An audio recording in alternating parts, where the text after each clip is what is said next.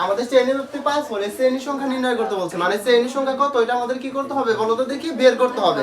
এই শ্রেণী সংখ্যা বের করতে গেলে আমাদের যে কাজগুলো করতে হবে সেটা হচ্ছে এইখানে লিখতে পারো অথবা দেওয়া আছে লিখতে পারবা। এই দুইটা জিনিস লিখতে পারবা, এখানে লিখতে পারবা, দেওয়া আছে লিখতে পারবা।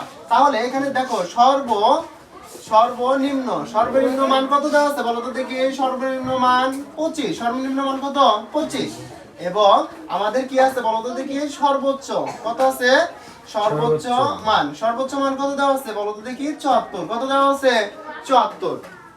এখন আমাদের এই সর্বনিম্ন এবং সর্বোচ্চ মান যদি থাকে তাহলে আমরা কি লিখতে পারি বলো তো দেখি, পরিসর। কোন সূত্রটা ফলাইতে পারি, পরিসর। আর এই পরিসরের সূত্রটা কি হবে বলো তো দেখি, সর্বোচ্চ মান তারপরে কি হবে বলো তো দেখি, মাইনাস, তারপরে হচ্ছে কি হবে সর্বনিম্ন মান। এখানে সর্বোচ্চ সংখ্যাও লিখতে পারবা, সর্বোচ্চ কি লিখতে পারবা, সংখ্যাও লিখতে পারবা।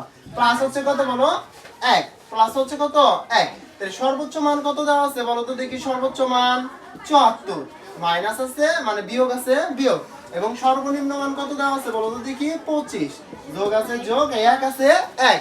তাহলে আমাদের যে কাজটা করতে হবে, আমাদের এই 74 থেকে আমাদের কত বাদ দিতে হবে বলো তো দেখি 25। 74 থেকে আমাদের কত বাদ দিতে হবে বলো তো দেখি 25। তাহলে বাদ দিলে আরে কত থাকে বলো তো দেখি 49।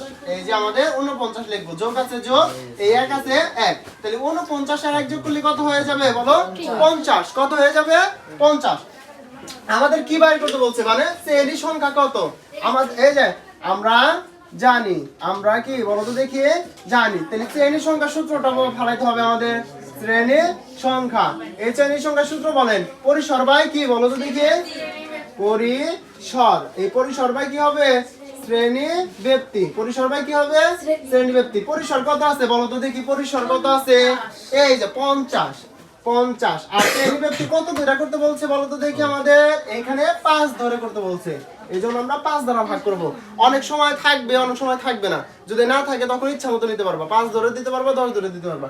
আর যেহেতু রয়েছে শ্রেণী ব্যক্তি 5, তাহলে আমরা 5 ধরবো। তাহলে 5 এটা যখন কাটবো তাহলে কতবার যাবে, 10 বার। 5 10 50। তো এটাই হচ্ছে অ্যানসার।